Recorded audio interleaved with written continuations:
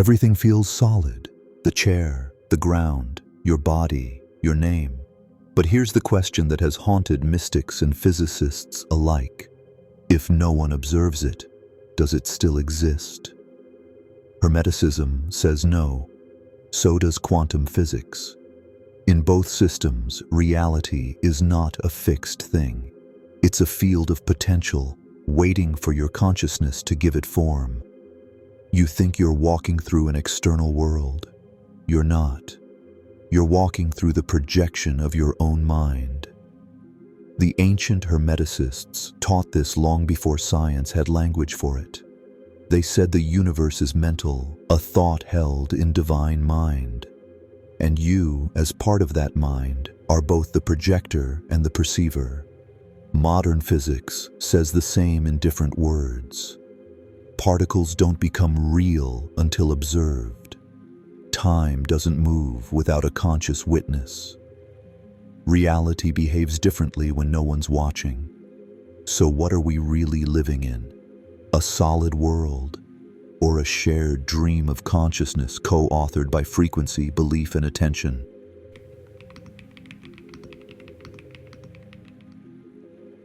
Long before microscopes, math, or quantum labs, the Hermetic masters knew reality is not out there. It's in here, not metaphorically, mechanically.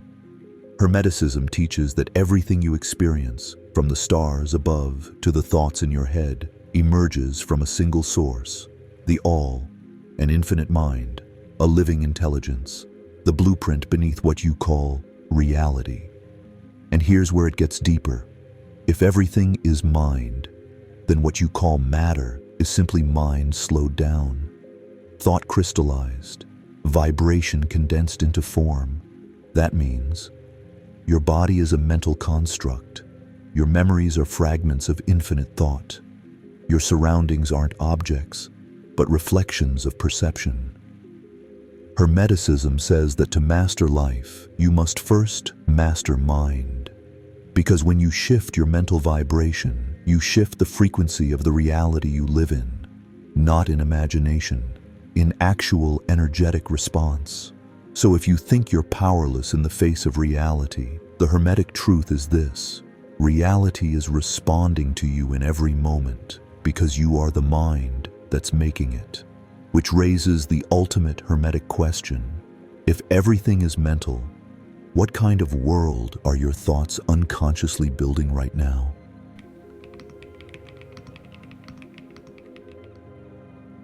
In the Hermetic world, mind shapes matter. In quantum physics, something eerily similar happens. It's called the observer effect, and it changed everything. In countless experiments, scientists discovered particles don't act like particles until someone observes them.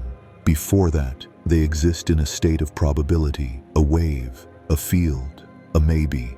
But the moment you look, the wave collapses, the particle appears, reality locks in. Why? Because consciousness is not passive, it's active code. Your attention doesn't watch reality, it collapses it into existence. And that's not philosophy, that's physics. The double-slit experiment proved it. So did the delayed choice experiment. So did quantum entanglement.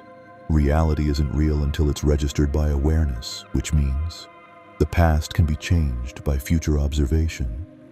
Space can be connected across infinite distances. Objects don't exist independently.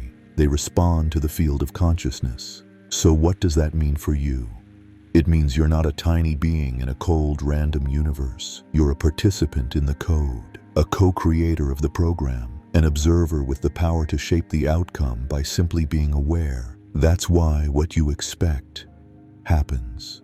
That's why what you fear finds you. That's why what you believe builds your world. Because your mind doesn't sit inside reality. Reality sits inside your mind. If this resonates like something you've always known but couldn't explain, subscribe and hit the bell, because what comes next shows you how to bend illusion without breaking yourself.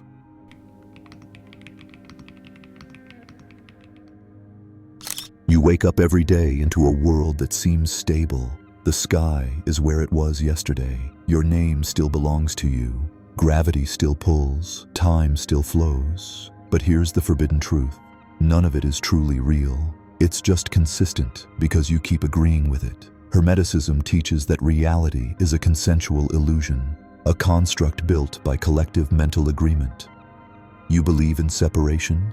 You see it everywhere. You believe in scarcity? The world reflects it perfectly. You believe you're stuck? The simulation supports that belief with precision. And here's the kicker. The dream isn't real because it's strong. It's real because it's repeated by thought, by emotion, by expectation, by habitual focus. Quantum physics aligns. The field collapses into the outcome you expect most consistently. It doesn't care if that expectation is conscious or unconscious. It simply tunes to the strongest signal. So every time you say, "This is just how it is. I guess that's my luck. People don't change. Nothing ever works out for me." You're not describing the world. You're renewing the contract that locks it in. The simulation listens and mirrors back the exact story you keep telling through your attention, because your focus is the electricity that powers the program.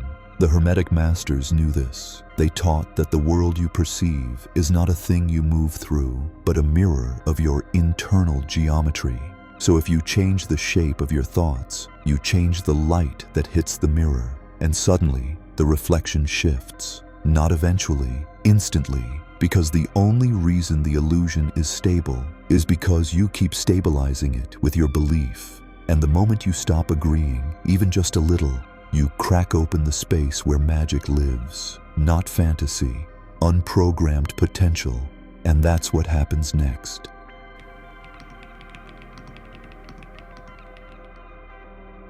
You've been living inside a loop, not because you're lazy, not because you're cursed, but because your mind, trained by trauma, routine, and repetition, has been running the same signal day after day, year after year.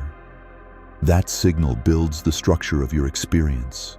It chooses your thoughts before you think them. It paints your future with colors from your past. It repeats not because it's truth, but because it's familiar. But here's the key. Familiar isn't real. It's just repeated. And the moment you break the mental pattern, even slightly, the illusion starts to flicker. This isn't metaphor. This is neural electricity plus quantum feedback. When you stop reacting the same way, when you interrupt the script, when you respond from presence instead of programming, you cause a glitch, a pause, a gap, a tear in the dream. And inside that gap, a new version of reality becomes available, not because you forced it, but because you finally stopped rehearsing the old one. This is why ancient initiates went silent, why they meditated in caves, why they detached from roles, names, and normal. They weren't escaping life. They were stepping out of the simulation's momentum, because the illusion gains power from your unconscious participation. But the moment you bring awareness to the pattern, you remove the battery from the matrix. And here's what follows. You start seeing symbols where you used to see randomness. You feel timelines overlap. You sense emotional residue from choices you haven't made yet. You meet people who feel out of place, like they slipped in from another version of your story. Reality stops behaving. Because you're no longer behaving as expected. You've become a variable the program can't predict. And in that unpredictability, new creation is born, not from hard work, not from wishful thinking, but from the courage to step outside the mental prison and ask, what if none of this is fixed, and I've had the key the whole time?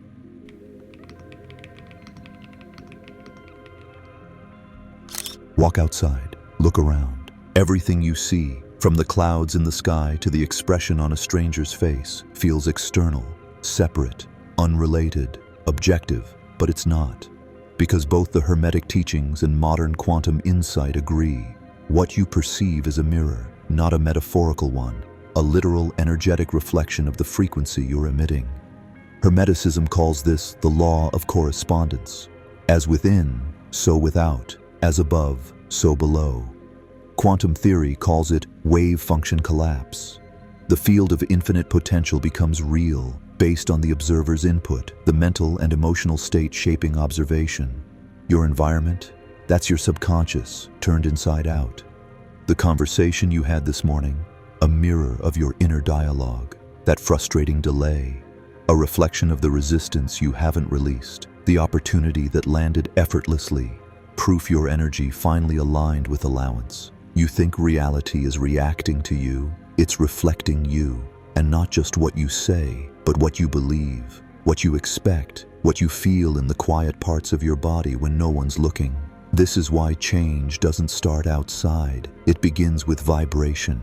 Shift your frequency and the mirror reshapes itself. The people change, the timelines change, the symbols become clearer, the path becomes smoother, because the signal you emit is no longer one of confusion, scarcity, or fear. You're no longer sending out a distorted field. You're broadcasting coherence. This is why manifestation isn't magic, it's mirror work. Not in the spiritual fluff sense, but in the literal Hermetic quantum blueprint of how this realm functions. The universe has no favorites, it has frequencies, and it gives you not what you want, but what reflects your dominant state. So if you don't like what you see, stop fighting the mirror. Start shifting the source, because when the signal changes, reality has to.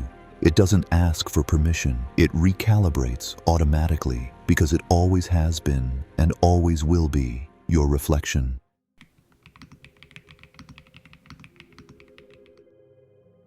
You've been taught that change requires force, that if you want different results, you have to work harder, hustle more, push through resistance.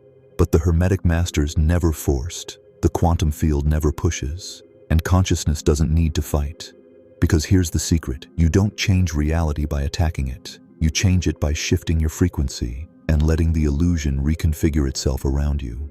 Force operates on the belief, I must make this happen.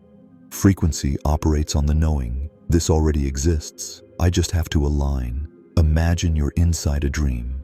The people, events, and walls around you seem solid, but the moment you shift your focus, the dream responds. Colors change, doors appear, time bends. That's not fiction. That's exactly how reality behaves at the subatomic level. It morphs in response to observation and expectation. And the Hermeticist knows, if the world is mental, then your mind, calibrated properly, is the key to restructuring matter. So how do you shift without forcing? 1. Interrupt the pattern. Every loop has a rhythm. Break it. Wake up differently. Move in silence instead of noise. Respond to triggers with stillness, not reaction. This signals to the field. We're no longer following the script. 2. Choose a new identity, not later, now. Start being the version of you who already lives in the new timeline. Speak like them, decide like them, even if your environment hasn't caught up yet. Because reality doesn't lead identity. Identity shapes reality. 3. Hold the frequency through the void. There's a gap between the shift and the evidence. That's the test. Most people fall back. They say, it's not working, and the mirror returns the old image. But if you hold, quietly, steadily, you pass the threshold. And that's when things move. Not because you made them, but because you finally stopped resisting them. The illusion isn't something you escape. It's something you wake up inside of and learn how to bend. Not by yelling at it, not by begging it, by tuning yourself to a frequency that makes the old pattern irrelevant. And when you do, reality doesn't argue, it adjusts.